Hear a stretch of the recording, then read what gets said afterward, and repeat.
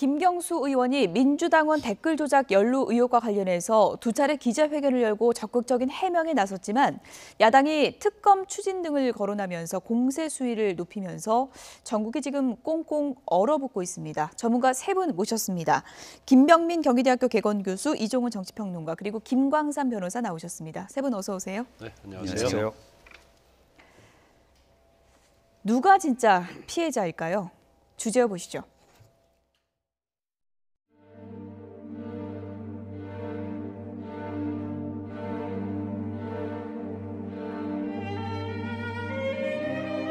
따지고 보면 우리 당 역시 피해자인 셈입니다. 문재인 정부는 예수회라는 등의 사이비 교주 같은 주장도 쏟아냈다고 합니다. 허언증을 넘어 과대망상 증세까지 보인 개인의 일탈을 두고 여당 차원의 개입 운운하는 것 자체가 코미디인 것입니다.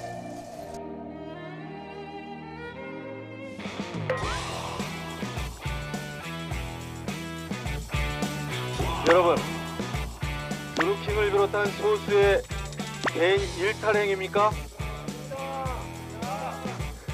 저는 이것은 조직적이고 대규모적인 여론 조작 게이트다. 여론 조작 게이트다. 무엇보다 이번 사건은 애초 우리 당이 의뢰한 수사입니다. 따라서 이번 사건은 민주당과 관련이 없고 민주당이 배우일 수가 없습니다.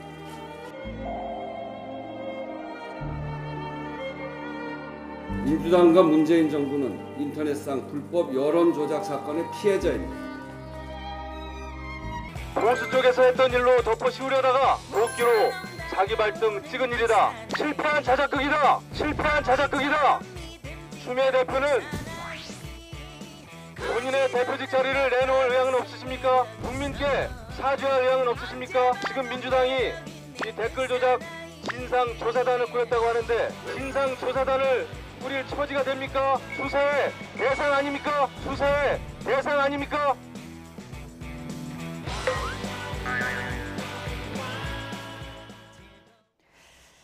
네, 서로 피해를 봤다 이렇게 주장하고 있는 상황인데요. 김병민 교수님, 네. 민주당이 우리도 피해자다. 고소를 했으니까 피해자는 맞는 겁니까? 어떻게 되는 겁니까? 실제 피해자는 예. 국민인 거죠. 그러니까 인터넷상의 포털에서의 여론이 조작됐고 예. 그 조작된 여론들을 진짜 여론처럼 믿게 만들었던 그들의 가해자가 있는 것이고요. 지금 현재까지 나타난 정황에서는 지난 1월 달에 있는 댓글이 조작이 있었지만 이것을 넘어서 지난번 대통령 선거까지도 댓글을 조작했다라는 정황들이 드러나고 있습니다. 예. 물론 여기에 민주당이 개입됐다라고 하는 정황 증거는 없지만 적어도 김경수 의원이 이 드루킹과의 관계 속에서 메시지를 주고받은 정황이 있기 때문에 여기서 국민을 기만하고 여론을 조작한 실체가 어디까지인지를 밝혀낼 필요가 있는 거고요. 예. 그것을 지금 여당과 야당이 나눠서 우리가 서로 피해자다라고 주장하는 것들은 의미가 없다고 봅니다. 다만 이 모든 것들에 대한 피해자가 국민이기 때문에 여기에 대해서 충분하게 국민의 알 권리를 위해서 그리고 문제가 제기가 됐다면 그 부분에 대해서 명확한 수사가 이루어져야 되는데 적어도 현재까지는 국민들이 바라보는 관점에서 명확한 수사가 정확히 진행됐다고 보기는 어려운 측면이 있습니다. 예, 수사가 더 깊게 진행이 돼야 누가 진짜 피해자인지 가릴 수 있을 것 같은데 경찰이 지금 이제 핵심적인 부분이 대선 기간에도 댓글 조작이 이루어졌느냐 이 부분 아니겠습니까? 그런데 이제 그 부분에 대해서 이제 경찰이 뭐 수사를 지금 하고 있는지요? 예, 어떤지 그 부분까지 넓혀서 수사를 하겠다고 오늘 발표를 네, 했습니다. 그런데 예. 일단 자금 출처에 대해서 조사한다고 그렇게 예. 발표가 됐죠. 그런데 이제 제일 중요한 부분 그거예요. 그러니까 지난 1월 17일 날, 18일 날 문재인 정부를 비판하는 댓글, 공감 이 부분에 대해서 여론 조작한 것이 물론 중요하죠. 하지만 예. 이건 이제 수사가 거의 된 상태 아닙니까? 그런데 지금 야당에서 주장하는 것도 그렇고 이게 진실을 규명하려고 하면 제일 중요한 건 저는 두 가지 정도 봐야 한다고 해요. 첫 번째는 일단 드루킹이 아이디 뭐 600개 이상 예. 해서 조작을 했는데 그럼 대선 전에도 했느냐? 예. 그런데 사실 아이디어 개혁이 이렇게 아주 쉬운 건 아니에요. 그러니까 여러 가지 방법을 많이 써야 하기 때문에 예. 그런 아이디어를 이번에 정부에 대해서 비판하는 데만 썼느냐? 이제 그렇지 않고 대선 전으로 썼다고 한다면 이제 그 부분이 조사를 해야 하는데 그건 그렇게 어렵지가 않아요. 왜냐하면 아이디하고 IP를 추적하면 그렇게 어렵지 않고 예. 그다음에 두 번째는 이렇게 느릅나무라는 사무실을 운영하는 데 있어서 굉장히 많은 돈이 쓰여진단 말이에요. 그렇죠. 그 임대료만 해도 485만 원, 직원도 20, 30명, 또 휴대폰 170개를 관리하는 비용, 그러면 적어도 뭐 몇 천까지 들어갈 수 있다는 거기 예. 때문에 이 자금에 대해 출처에 대해 수사를 하면 예. 어느 정도는 좀 윤곽이 좀 나올 가능성이 크다는 거죠. 수사 이제 쟁점은 잠시 뒤에 또 다시 얘기를 좀 해보도록 하고요. 민주당이 우리가 피해자라고 하는데 피해자라고 주장한 쪽이 또 있습니다. 그래픽 보시죠. 청와대에서 오늘 이렇게 얘기를 했습니다. 우리가 진짜 드루킹 피해자다라고 했습니다. 대선 과정에서 어찌 됐는지 알 수 없지만 드루킹 등 그분들이 이제 도와줬으니까 자리 달라고 이제 한 것이고 우리가 안 들어주니까 앙심을 품고 우리를 공격한 거다. 그러니까 우리가 피해자고 우리가 당했다. 이렇게 표현을 했습니다.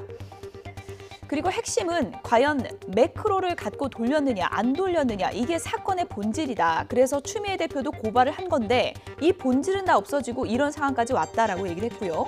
오히려 김경수 의원 같은 최측근이 추천을 했는데도 인사에서 우리가 걸러냈다는 건 이 부분은 좀 칭찬을 해줘야 되는 거 아니냐라고 기자들에게 반문을 했습니다. 어떻게 보십니까? 핵심은 매크로가 아니고 핵심은 사람이죠. 예. 그러니까 매크로를 돌린 사람들이 이제 문제인 거죠.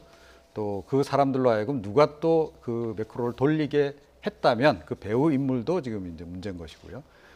지금 저는 청와대도 그렇고 더불어민주당도 피해자다라고 그 관계자들이 얘기하는 거 일면에 그 진실은 있다라고 저는 생각을 해요. 예. 왜 그러냐면 아마 김경수 의원과 예. 드루킹이 어떤 관계를 맺었고 서로 어떤 일을 해왔는지에 대해서 아마 당 쪽에서도 몰랐을 가능성이 높습니다. 그리고 지금 청와대에서 일하고 있는 대부분의 그 참모들도 대선 캠프에 관계를 했고 김경수 의원하고 아주 가깝게 지낸 사람들을 제외하고는 아마 이게 어떻게 돌아갔는지를 몰랐을 가능성이 높다.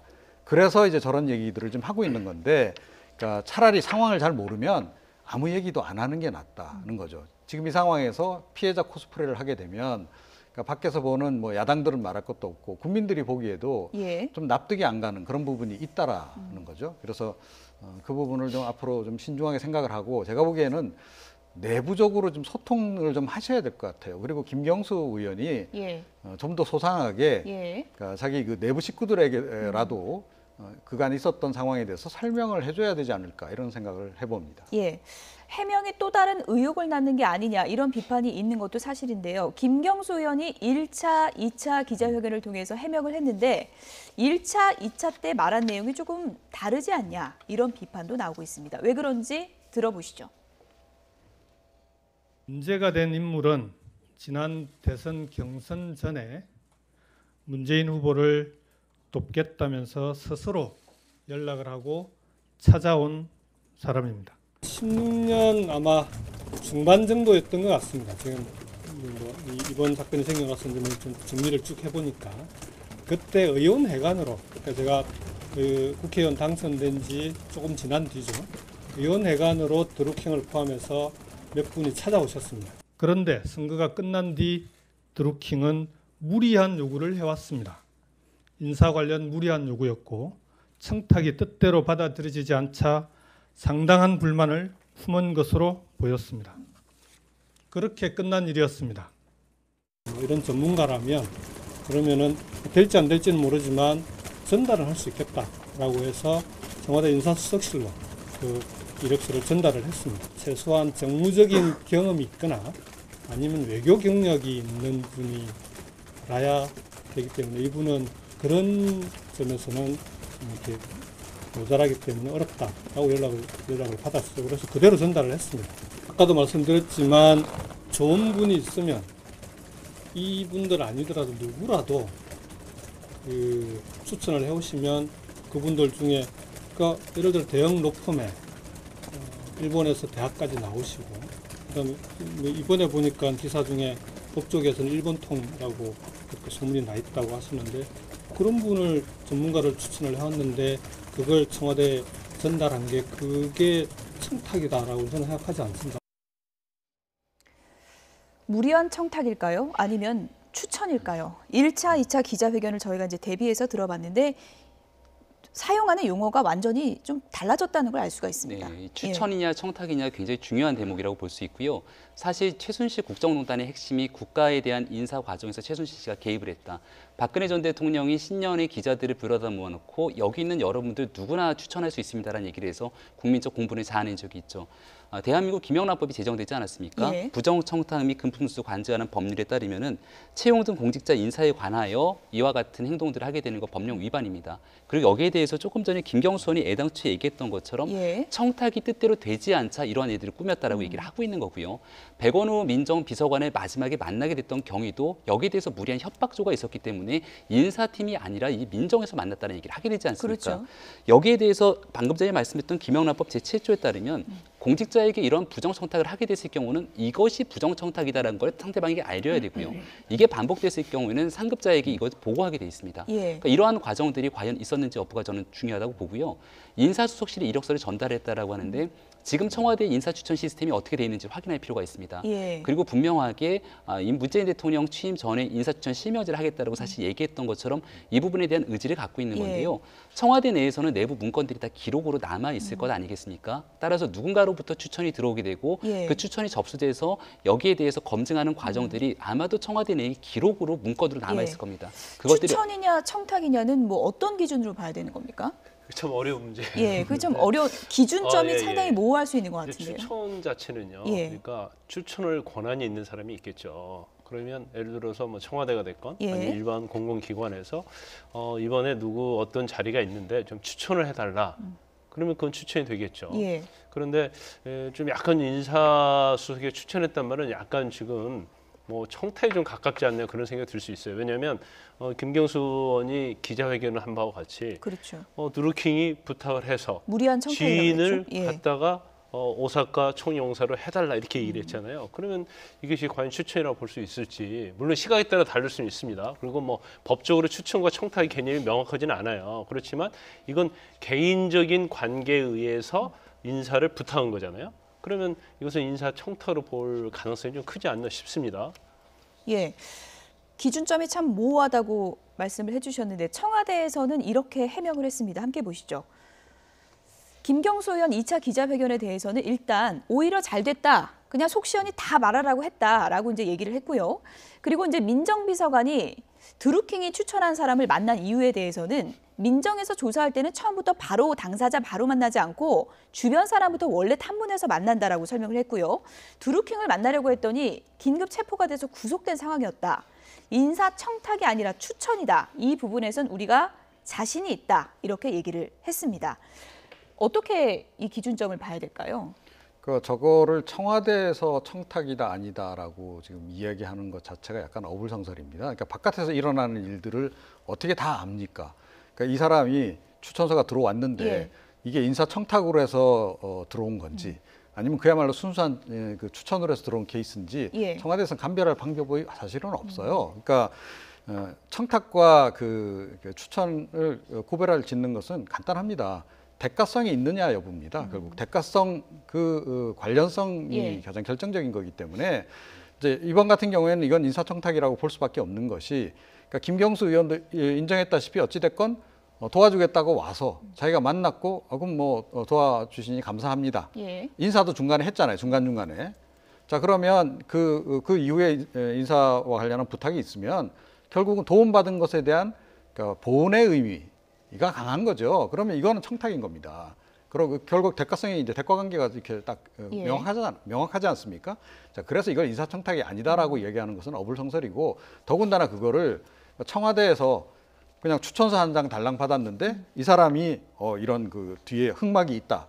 이거 어떻게 확인이 하냐는 거죠. 그래서 그거는 좀 청와대가 너무 이렇게 예단해서 그냥 이렇게 자르는 예. 그런 식으로 이제 접근을 하고 있는 건데 저거 역시 좀 부적절했다 이렇게 생각합니다. 예. 김경수 의원이 어제 해명하기로는 반협박까지 당해서 이걸 보고하지 않을 수 없었고 상황을 다 이제 전달한 바가 있다라고 이제 해명을 했는데 한 가지 궁금한 것이 드루킹을 또 직접 만나려고 했는데 알고 보니까 구속된 상황이었다는 거는 그 전에 이렇게 돌아가는 거를 보고받지 못했을까 이런 의문이 좀 드는데요. 그러니까 여기에 대해서 청와대 해명이 자꾸 바뀌는 것이 사실 국민적 의혹을 증폭시키는데요. 김경수 의원의 처음의 해명에는 청와대와 연계성을 아예 부인했었죠. 예. 하지만 그 이후에 청와대에 추천했다는 것을 얘기하게 되고 그리고 여기에 대해서 백원우 백원우 민정비서관이 만난 사실을 확인하게 됩니다. 근데 만난 시점에 대해서 약간의 좀 다른 부분들이 존재하게 되는데요. 우리가 정확하게 3월 말 정도에 돼갖고서는 결국 드루킹이 체포되고 구속이 되게 됩니다. 그렇다면 당연하게 인사추천 과정에서 이 예. 추천이 일단은 처음에는 거부를 했지만 그럼에도 불구하고 끊임없이 얘기를 했기 때문에 재차 검증을 통해서 만났다라면은 드루킹이 구속되기 직전에 만나야 되는 게 정상이라고 볼 수가 있는 예. 건데 알고 보니까 드루킹이 구속되고 난 이후에 청와대 민정비서관이 만났다는 겁니다. 예. 이 사실을 알고 있었냐라고 얘기하고 있으니까 여기에 대해서 청와대 해명은 당시에 만났을 당시만 하더라도 드루킹의 구속 여부는 알지 못했다라고 얘기를 하는 거죠. 그러니까 지금 드루킹이 이미 구속이 돼 있는데 구속되기 직전에 협박했던 부분들을 가지고 만나는 것과 구속되고 난 이후에 만나는 것은 또 차원이 굉장히 다른 영역 예. 아니겠습니까? 특히나 이 민정비서관의 영역이라는 거는 사정기관을 관할할 수 있는 상황이기 때문에 이 드루킹이 추천했던 오사카 청량사에 가고자 희망했던 예. 변호사는 관계가 있는 사람인데 수사가 진행 중인 사건에서 관련자를 민정비서관이 만나는 게 적합한 것인가 이런 또 의구점이 제기될 수 있기 때문에 여기에 대해서 아직 명쾌한 사실이 해명되지는 않은 예. 상황입니다. 그러니까 이 그러니까요. 부분도요. 제가 예. 잠깐 그러니까 좀 납득이 안 가잖아요. 예를 들어서 이제 그 추천 인사를 예. 백원우 이제 민정비서관이 한번 만나기로 했어요. 그래서 연락을 이제 해야 되는데 이 사람 이전에 이 사람 당사자니까 예. 추천한 사람에게 이제 먼저 연락을 했습니다. 근데 이 사람이 구속됐대요. 경찰 수사받고 있대요. 그러면 당연히 왜 그런지 확인해 보는 게 정상 아닌가요? 그 확인해 본 다음에 이 사람이 이런 건으로 좀 논란의 여지가 있는 건으로 해서 지금 수사를 받고 있다라 그러면 당연히 그 당사자는 만나서는 안 되는 거죠. 그런 거 아닙니까? 청와대 그러니까 해명은 처음부터 바로 당사자를 만나지 않고 이제 주변 사람부터 탐문을 한다 이렇게 이제 해명을 했습니다. 예, 그래서 탐문하는 차원에서 이제 드루킹도 만나려고 했다라는 거 아니에요. 예. 그런데 봤더니 구속돼 있어서 드루킹은 못 만나고 이 지금 당사자를 바로 이제 만난 거다라고 얘기하는데 이게 설명이 안 맞는다는 거예요.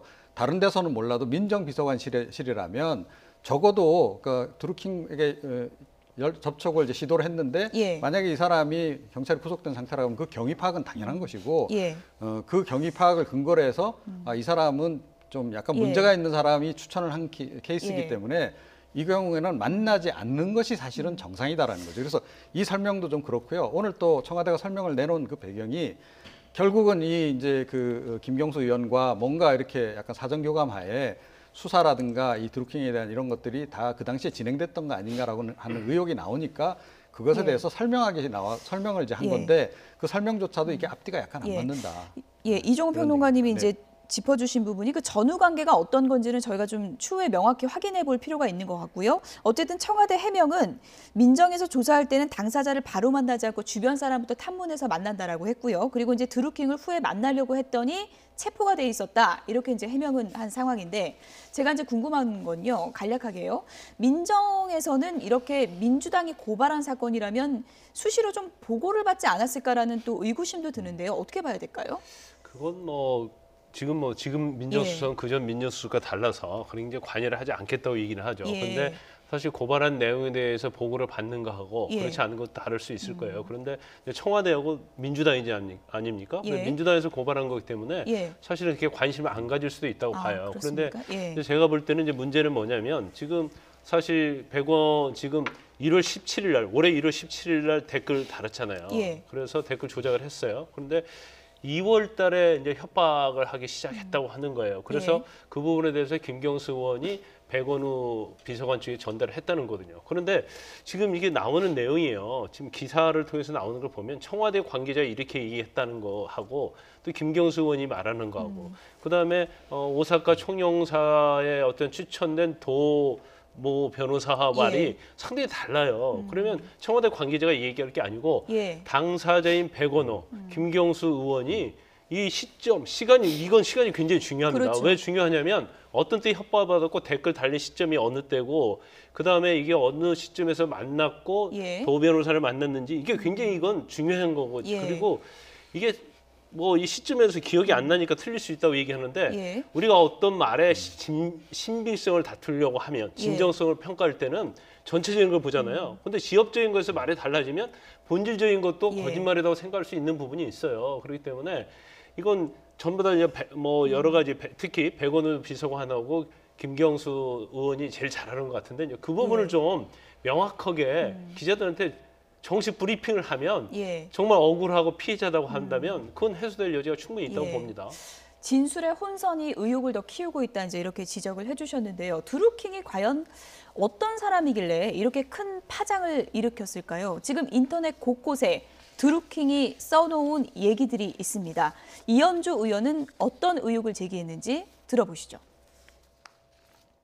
카페에 올린 공지 내용인데요. 저는 이것이 만약에 사실이라면 확인을 할 필요가 있다라고 생각을 합니다. 김경수는 분명히 외교 능력이 풍부한 사람이 해야 해서 못 준다. 지금까지 모든 거짓말을 내가 다 참아왔지만 외교 경력 없는 친문 기자 나부랭이가 오사카 총영사로 발령받으면 그때는 도망갈 데가 없겠죠. 그래서 요거를 확인이 아마 저는 경찰이 이것을 확인을 했을 거라고 생각을 합니다. 뭐 여기서 소위 말하는 외교 경력 없는 친문 기자가 오사카 총영사로 발령될 것을 1월 달에 이미 알고 있었다는 내용입니다. 굉장히 극비 내용인데 어떻게 드루킹이라는 소위 말해서 개인의 일탈 정도로만 치부하고 있는 이런 사람이 그런 중요한 인사 정보를 이미 1월 달에 알고 있었는지, 거기에 보면 안지사 날린다고 내가 쫄 사람도 아니고 이렇게 되어 있는데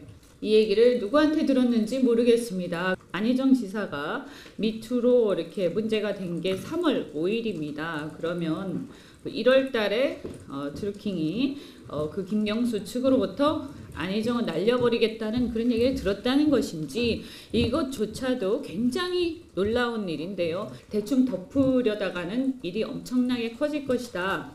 이렇게 경고를 합니다.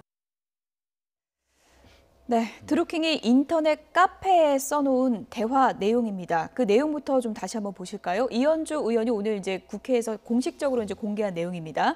이 카페 내용이 이제 1월 거라고 이제 이현주 의원이 한번 짚어줬고요. 내용이 다시 한번 정리하면 이렇습니다.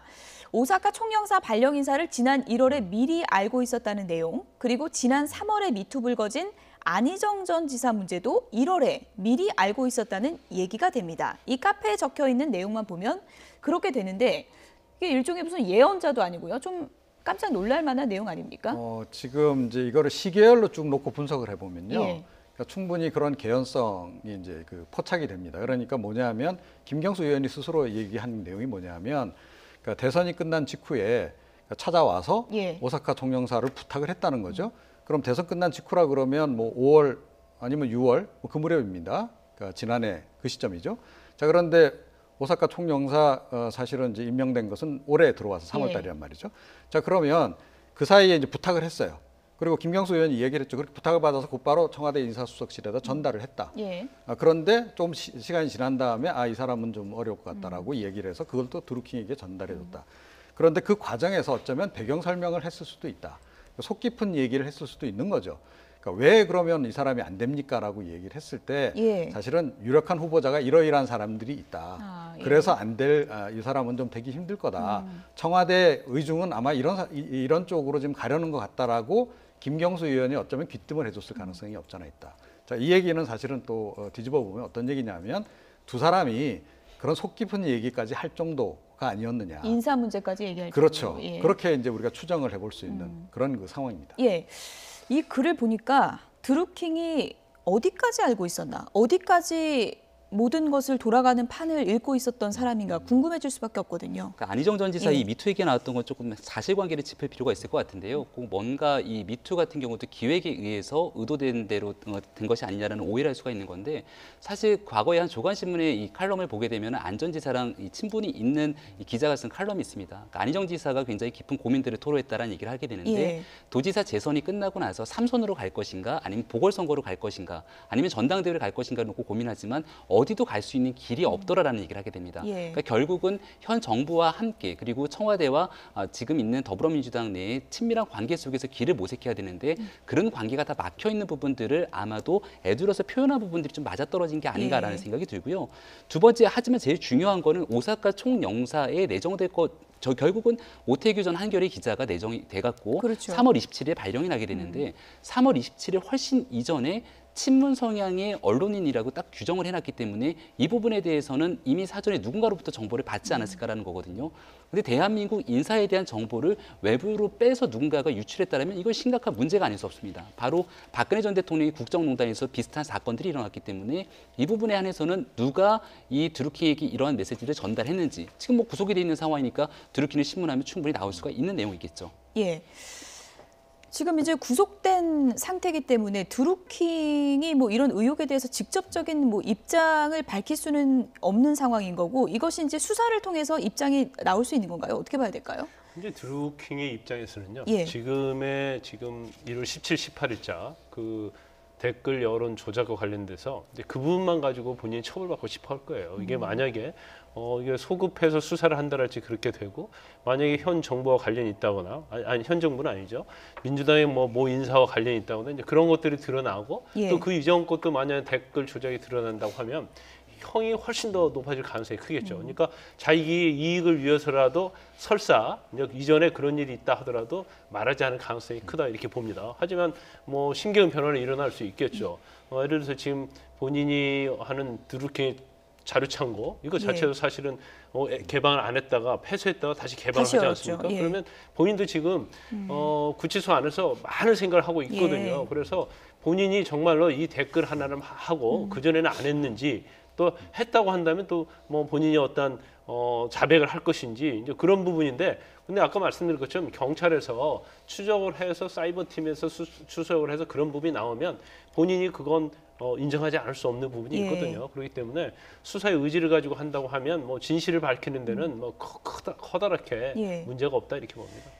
근데 제가 보기에는 그 드루킹이 심경 변화를 일으킬 개연성이 지금 상당히 높아졌다고 생각을 해요. 왜냐하면 그러니까 지금 김경수 의원을 비롯해서 지금 뭐 더불어민주당 말할 거 없고 청와대도 그렇고, 그러니까 지금 드루킹에게 모든 지금 이제 어떻게 보면 범죄라든가 혐의라든가 이런 거를 지금 이제 다 몰아가는 그런 상황이 예. 돼버렸다는 겁니다. 그러면 실제로 어떤 일이 있었는지는 모르겠으나 드루킹 입장에서도 그러니까 뭐 이렇게 되면 그러면 같이 죽자, 뭐 차라리 나 혼자 죽을 수는 없다라고 만약에 생각이 돌아가고, 또 이 사람의 그 성정으로 봤을 때 좀 그럴 개연성이 없잖아 있어요. 그 동안에 그 회원들하고 카페라든가 이런 데서 이렇게 주고받은 대화, 단톡방에서 주고받은 대화 내용을 보게 되면, 그러니까 좀 성격 자체가 그렇게 예. 뭘 참는다든지 그런 성격은 아닌 것 같거든요. 그렇다라고 전제하면, 그러니까 엄청난 폭로전에 나설 가능성도 없잖아 있다. 근데 예. 그 폭로만 해서는 사실은 이제 큰 위력을 발휘하기 어려운 거고요.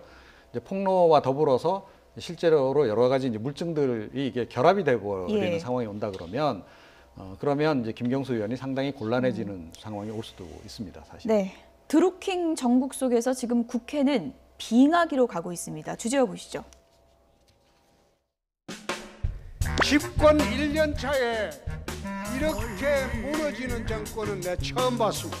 간단하게 한번 이야기해보세요. 안희정이 갔죠? 박수현이 갔죠? 정봉주 갔죠? 민병도 갔죠? 김기식이 갔죠? 지금 김경수가 지금 가는 중입니다. 이 문제 밝히지 않으면 국회 열지 않을 겁니다. 국회 열지 않을 겁니다. 개미 구멍에 둑이 무너지듯이 문재인 정권이 몰락은 이미 시작되었습니다. 문재인 정권은 그들이 그토록 적폐라고 욕하던 박근혜 정권과 똑같습니다. 문재인 대통령은 박근혜 대통령의 대깔품안이입니다. 친문은 친박의 대깔품안이입니다. 촛불 시위에 참가한 건전한 시민들이 이런 적폐를 또 보려고 추운 겨울날 그 고생을 했다는 말입니까?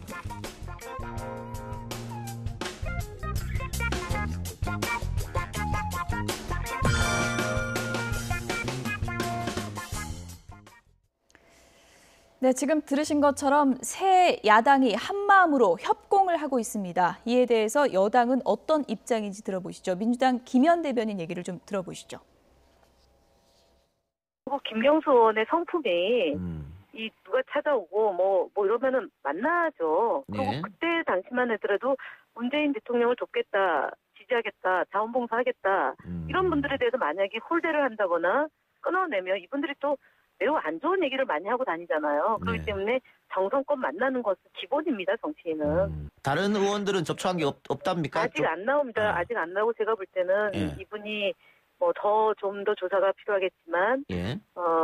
이제 김경수 의원의 역할을 보고 의도적으로 접근하지 않았겠나 네. 이렇게 보였습니다. 김현 대변인한테는 접근 안 했나요? 저는 안 왔습니다. 제가 왜냐면 그때는 제가 무직일 때 아닙니까? 왜 그러십니까? 자유한국당에서 아까 그 대변인님이 얘기한 도지사 출마하지 마라, 후보 사퇴해야 된다. 여기에 대해서 어떻게 생각하세요? 그 방송에서 이런 얘기 잘 안 하는데 예. 자유한국당이나 잘하세요. 그래요. 네, 이런 말 드리고 싶습니다. 지금 네, 어쨌든 김현 대변인은 드루킹 모르는 걸로 그렇게 네. 이제 정리를 하겠습니다. 지금 민주당 의원 사이에서는 드루킹 아니야, 뭐 만난 적 있냐 이런 질문 서로 할 것 같은데요. 네, 근데 예. 저기서 지금 김현 대변인이 자유한국당이나 잘하세요라고 했는데 예. 자유한국당 당사에 보면 백드롭에 이렇게 표현됐지 않습니까? 이러다 망했다. 예. 그러니까 우리도 이러다 망했다라고 하는 얘기가 아마도 지금 더불어민주당이 가장 뼈아픈 대목이지 않을까라는 생각이 드는데요. 예. 4월 임시 전국을 앞두고선 사실 임시만 파행으로 가고 있는 것뿐만이 아니라 지금 전국이 이제 완전히 얼어붙은 상황인데 있었던 드루킹 사건이 아니라면 이번에 있는 6월 지방선거는 말 그대로 조금 있게 열리게 되는 남북 정상회담 이슈에 묻혀서 모든 것들이 아마 끝날 수 있었을 예. 겁니다. 근데 지금은 이 남북 정상회담을 정말 정상적으로 잘 치러야 되는 문재인 정부의 막중한 책무가 있는 건데요. 여기에 엄청난 걸림돌 하나가 바로 이 댓글 공작 파문이 이어진 예. 거거든요. 이걸 이제 야당이 적극적으로 공세를 펼 것이고 현재 있는 수사 과정이 굉장히 믿을 수 없기 때문에 특검을 주장하고 있는 건데 이 문제를 해결하지 않고서는 남북 정상회담에서의 이슈도 그리고 지방선거를 앞두고 있어서도 결국은 굉장히 불리한 고지를 정할 예. 수밖에 없기 때문에 어떤 방식으로든지 간에 문제를 풀어낼 수밖에 없는 형국으로 보입니다. 김관삼 변호사님, 지금 야당의 공통된 입장은 우리는 경찰 수사를 믿을 수가 없다 이런 입장입니다. 사실 경찰이 드루킹이 구속된 이후에도 이 사실을 오랫동안 공개하지 않은 것도 사실이고요. 그리고 이제 느릅나무 출판사의 자금 출처를 이제 수사에 들어간다고 하는데 이것도 너무 늑장 대응이다 이런 지적이 많이 나오고 있거든요. 근데 야당에서 예. 보는 시간 그런 것 같아요. 그러니까 꼭 1월 17일 행해졌던 그런 예. 댓글의 한정에서만 수사를 한다. 예. 그게 한정된 문제가 아니고 민주당의 핵심인 게 김경수 의원과 관련이 있고 또 그 전부터 있었던 것으로 보이기 때문에 이 부분도 당연히 수사를 해야 하는데 왜 수사를 안 했느냐. 예. 더군다나 자금 주처 관련해서 그렇게 많은 돈을 가지고 운영을 했는데 그렇다면 자금을 대준 조직이 있을 거 아니냐. 배후가 있음에도 불구하고 너무 축소해서 수사를 하려고 하는 게 아니냐. 자금 출처 조사하는 건 어려운 건 아니잖아요. 자금 출처 조사하는 게 어렵지 않죠. 예. 일단 금액이 워낙 많잖아요. 예. 그러면 이 돈이 어디서 났느냐? 그러면 드루킹이 그 얘기를 다 해줘야 돼요. 안 하면 지금 계좌 추적을 하면 어느 정도 다 나올 수 있는 사안이거든요. 예. 그래서 야당 입장에서는 뭐 수사를 좀 확대하기를 바라는데 너무 축소해서 수사를 했기 때문에 이제까지 그래서 더 이상 이제 믿을 수 없다. 그러니까 특검을 가자 그런 취지로 얘기를 하고 있어요. 예. 그런데 사실 검찰이나 경찰에서 의지를 가지고 수사하면 이제 진실은 밝힐 수 있다고 봅니다. 하지만 지금 바로 김경수 의원을 데려다 조사할 수는 없어요. 왜냐하면 아무런 범죄 혐의가 예. 없거든요. 그러면 전제되는 것으로서 아까 말씀드린 것처럼 아이디나 IP 추적하고 그다음에 자금 추적하고 예. 거기서 어떤 단서가 민주당과 관련이 나왔을 때 수사를 할 수 있는 거 아니겠습니까? 그런데 지금 특히 자유한국당 입장에서는 검찰이나 경찰을 믿을 수 없다 이렇게 예. 얘기를 하고 있는 거죠. 특검의 요건이 안 된다. 민주당은 그런 입장인데요. 이게 어떻게 풀어나갈까요? 글쎄요. 그런데 예. 이제 더불어민주당이 과거에는 사실은 이제 뭐 검찰 수사, 경찰 수사 못 믿겠다, 특검 가자 이런 얘기 또 많이 하지 않았습니까? 야당 시절에 이제 그 상황이 이제 바뀌다 보니까 또 이제 서로 또 다른 얘기들을 지금 하고 있는 건데 이번 사안 같은 경우에는 이번에 경찰 수사가 그러니까 사실은 누가 보더라도 조금 좀 여러 가지 좀 의구심이 많이 간다. 예. 자, 그렇기 때문에 그 의구심을 해결하려면 일단은 이제 검찰로 이첩이 되지 않았습니까? 그래서 예. 검찰 쪽에서 제대로 수사를 해야 될 것이고요. 검찰 수사가 좀 미진하다라고 한다면 아마 예. 특검으로 가는 상황도 어느 정도는 좀 이제 아마 여당 쪽에서도 준비를 하지 않으면 안 될 거다 예. 이렇게 생각합니다. 야당에서 지금 특검 카드를 계속 고수하고 있는데 이것이 어떻게 여야 간에 이제 결정이 좀 될지 추후에 좀 지켜보도록 하겠습니다. 끝으로 갑질 논란 얘기를 좀 해보겠습니다. 대한항공 조현민 전무의 갑질 논란이 상당히 좀 파장이 커지고 있는 그런 상황인데 경찰이 이제 정식 수사에 들어갔다 그래요? 일단 예. 나흘 만에 예. 정식 수사를 하겠다고 합니다. 그래서 분명히 좀 밝혀진 것은 아마 관계자 한 7명에서 8명을 조사한 모양이에요. 예. 그런데 종이컵에 들은 매실차를 직접 뿌렸다. 이 부분에 대해서는 뿌렸다. 예. 경찰은 뭐 확신을 가지고 그러면 이건 폭행에 해당이 되거든요. 그런데 아직 그 유리컵을 던졌느냐, 예. 아니면 뭐 바닥에 던졌는데 물이 맞았느냐, 이제 그 부분에 대해서는 경찰이 아직 확실하게 증거를 잡지 못한 것 같아요. 그 용어가 중요한 거죠. 던졌다, 밀쳤다. 이게 어떤 차이가 있나요? 그렇죠. 그러니까 예. 아니 뭐 그냥 유리컵을 바닥에 던졌는데 물이 튀었다. 예. 그러면 상당히 애매한 부분이 있어요. 예. 그런데 유리컵 자체를 갖다가 상대방 몸에 던졌다. 그러면 유리컵 자체는 위험한 물건 또는 흉기가 될 수 있거든요. 그러면 폭행에서 특수 폭행이 되는 겁니다. 그러면 형량도 굉장히 무겁고 또 우리가 반의사불벌죄라고 해서 상대방이 나는 처벌을 원하지 않습니다 해도 예. 경찰은 처벌할 수밖에 없어요. 그래서 그 부분이 굉장히 중요한 부분이죠. 그럼 어쨌든 간에 일단 물을 뿌린 것, 그러니까 종이컵에 든 매실액을 뿌린 건 이미 인정이 됐기 때문에 예. 범죄가 확실한 걸 전제로 해서 유리컵 관련된 건 이제 수사를 계속 하겠다. 그런 예. 취지로 출국 정지를 한 거죠. 조현민 씨에 이게 대해서. 그러니까 바닥에 던졌다, 나를 향해 던졌다 이것도 보는 사람에 따라서 상당히 좀 다를 수 있는 건데 이건 목격자 증언에 의존할 수밖에 없는 건가요? 그렇죠. 목격자 증언이고 이제 당사자가 예. 과연 유리컵이 나를 향해서 달려왔는 거. 그런데 사실은 그건 불분명하지 않아요. 그런가요? 그렇죠. 예. 조현민 씨는 그렇게 얘기할 수도 있지만 상대방의 입장에서는 뭐 유리컵이 나한테 달려왔는지 유리컵이 예. 나한테 맞았는지 그건 예. 확실히 얘기할 수 있죠. 예. 그렇지만 그 부분을 좀 애매하게 예. 얘기를 하고 있지 않는가 싶습니다. 지금 뭐 목격자 증언도 조금씩 다른 부분이 있기 때문에 이게 앞으로 어떻게 좀 해결될지는 지켜봐야 될 것 같고요. 조현민 전무의 갑질 하루 이틀이 아니었습니다. 잇따라 증언이 나오고 있는데요. 좀 들어보시죠. 조현민 전무가 근무하던 곳은 본사 건물의 6층인데요. 예. 보통 전해 듣기로는 뭐 조 전무는 보통 일주일에 2-3번 정도, 뭐 기분이 좀 좋을 때는 일주일에 1-2번, 무슨 통과 의례처럼 항상 고성을 지른다고 들었습니다. 그래서 본사 근무했던 사람들은 대부분 다 알고 있고요. 또 요즘에는 비행 중인 기장에게 계속 메시지를 보내서 이 회장님 탄 비행기가 혹시라도 지연이 될까 봐 과도하게 소위 말하는 케어를 하는 거죠. 그래서 비행 중에 메시지 수신하느라 이 정상적인 비행에 지장을 받을 정도로 과도하게 한다고. 그래서 저희들끼리 농담으로 대통령 전용기도 이렇게는 안 하겠다고 그렇게 생각했습니다. 회장 본인이 직접 고객 컴플레인 글에 답글을 달고 있는데요. 예. 그 직원 중 누군가가 잘못을 하게 되면 그 해당 직원에 대해서 답글을 해병대 캠프에 보내라. No mercy. 자비를 주지 마라. 이제 회사 내에서 이제 오너 일가가 거의 공산국가처럼 자기들이 원하면 뭐든 다 할 수 있는 구조로 되어 있고요. 네. No mercy 하면서 본인은 이제 사과를 하면서 양해를 좀 구한다 이런 표현을 썼는데 그러니까 운행 중인 기장한테까지 이렇게 문자 메시지를 보내고 갑질을 했다는 거 아닙니까? 그러니까 이게 예. 이제 전직 대한항공 직원들에 대한 얘기지 않습니까? 이 사건이 만약 일판파 커지게 돼서 보다 많은 증언들이 쏟아지게 된다라면은 운행 중인 기장에게 저와 같이 운행을 방해하는 행위란 것도 아마 법적으로 처벌받을 수 있는 소지가 있을 수 있습니다. 지금 현재 대한항공의 총수 일가가 벌이고 있는 일부 행위 때문에 대한항공 전체의 이미지에 실추가 됐다라고 그렇죠. 해서 직원들이 무슨 죄입니까? 직원 노조가 예. 나서서 성명서를 발표하지 않습니까? 한 가지 더 황당한 것 중에 하나는 지금 외신이 이 문제를 앞다퉈 보도하면서 대한민국의 신조어가 있다라고 하면서 갑질이라고 하는 영어를 대한민국 말로서 스페링을 그대로 따가고선 보도하고 있는 건데요. 이게 조금 지나서 만약에 옥스퍼드 대사전 등에 이 갑질이라는 단어가 사실 등재될 수도 있는 겁니다. 지금 외신이 앞다퉈 보도했을 때 땅콩 분노 사건의 여동생이 갑질했다 뭐 이런 표현을 쓰게 되고 있기 때문에 다른 회사도 아니고 코리안 에어, 대한항공이라고 하는 이 우리 국민들의 이름을 가지고 하는 회사에서 하고 있는 갑질이 국민적 분노를 굉장히 자아내고 있는 건 사실인 것 같습니다. 지금 뭐 출국 정지까지 이뤄진 그런 상황인데 사퇴 여론이 갈수록 높아지면은 지금은 대기 발령 상태라고 하는데 어떤 조치가 이루어져야 될까요? 이게 뭐 법적인 부분만 중요한 건 아니지 않습니까? 글쎄요. 그러니까 이제 법적인 부분은 법적인 부분이고, 그러니까 도의적인 부분은 도의적인 부분이죠. 그러니까 도의적인 부분을 대한항공에서 이제 어떻게 이제 이게 판단을 내려서 대응을 하느냐에 따라서 고객을 잃느냐 마느냐가 이제 결정되지 않을까 이렇게 생각을 하고요. 그러니까 이 뭐 사실은 이제 대한항공이 그 동안에 이런 그 오너 일가의 여러 가지 이제 갑질에 대해서 저는 그렇게 제대로 그러니까 초기에 대응을 제대로 못했다라고 저는 생각을 하거든요. 이번 같은 경우에도 좀 비슷하게 흘러가는 것 같아요. 그러니까 대기 발령 낼 문제가 아니죠, 이거는.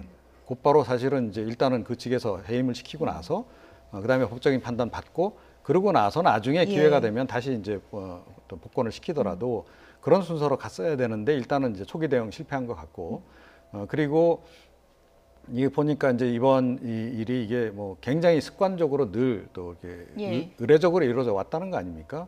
그러니까 대한항공 그 기장님들도 그렇고 기장님들 사실 월급 많이 예. 받고 좀 편하게 지내는 줄 알았더니 굉장히 고생이 많으셨네요. 예. 정신적 피해가 이제 상당했을 것 같다는 생각이 드는데 어떻습니까? 법적으로 좀 따져보면은 뭐 특수폭행 혐의가 적용될 것이다 이런 얘기가 있는데 처벌은 어느 정도 선에서 이루어지게 될까요? 이건? 근데 사실 일반적으로 일반 폭행은 예. 아까 말씀드렸지만 피해자가 처벌을 원하지 않으면 별게 없어요. 근데 특수 폭행 같은 경우는 처벌하는데 예.